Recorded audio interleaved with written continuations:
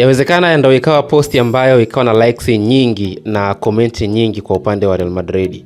Kwenye Instagram page ya Real Madrid ambako anachezea mchezaji Brahim Diaz kwenye ngazi ya vilabu akiwa anacheza Real Madrid, lakini kwenye ngazi ya timu ya taifa yeye anacheza Morocco. Na tunafahamu usiku wa kuamkia leo timu ya taifa ilikuwa kibaruani kucheza dhidi ya timu ya taifa ya Morocco, na matokeo ambayo hayakuwa mazuri kwa upande wa Tanzania, matokeo ambayo yaliwafanya wa Tanzania kuondoka wakiwa wamenamisha kichwa chini, na ni matokeo ambayo Tanzania iliweza kupoteza kwa idadi ya mabao 2-0.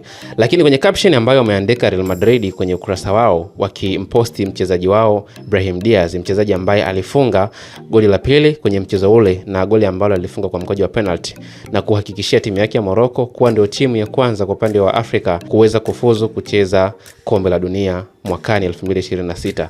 Sasa Real Madrid wameandika caption kwa kuandika ya kwamba, kama unavyoona kwenye video yako hapo, wameweka bendera ya Morocco huku upande wa pili wakaweka bendera ya Tanzania, lakini wakaandika upande wa Morocco wakaweka magoli 2, lakini upande wa Tanzania wakaweka 0. Kitu ambacho kimenifurahisha sana ni Watanzania wamemiminika kwa wingi sana kwenye ile posti ya Real Madrid, licha ya kwamba posti haijamaliza hata lisali moja, lakini komenti si chini ya 150,000 plus huko.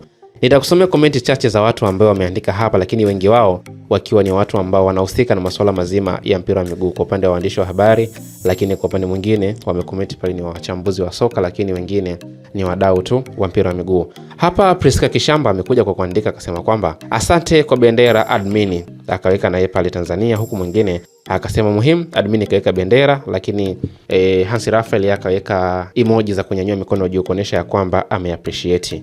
Mwingine akasema ya kwamba hii posti itafikisha likes nyingi zaidi posti zote za Real Madrid kwa sababu ya Watanzania, akaweka na emoji za kicheko, huku mwishoni akaweka na #visit Tanzania visit Zanzibari. Mwingine ni msanii wa muziki wa Injili Joel Lwaga, yeye ameandika Kizungu, amesema kwamba welcome to Tanzania, the home of Serengeti, Kilimanjaro, Zanzibar and many more, Tanzania Tanzania Tanzania, akaweka #Hala Madrid. Kwa hizo ni komenti za watu ambao of course asilimia kubwa ya walo komenti hapa ni wa Tanzania. Wengine akaandika proud to be Tanzania no matter what, akaweka Tanzania hakuna siri tena, dunia imejua. Kwa ni kitu ambacho Tanzania wamekifurahia, lakini kwa takribani komenti asilimia kubwa hapa wamekomenti wa Tanzania, licha ya kwamba Madrid ina mashabiki wengi ulimwenguni kote. Ni kitu ambacho wa Tanzania wamekifurahia na ni kitu ambacho kimegusa mioyo ya Watanzania wengi. Hii ni Sawasawa Digital, mahali ambapo tunakuhabarisha kiganjani mwako.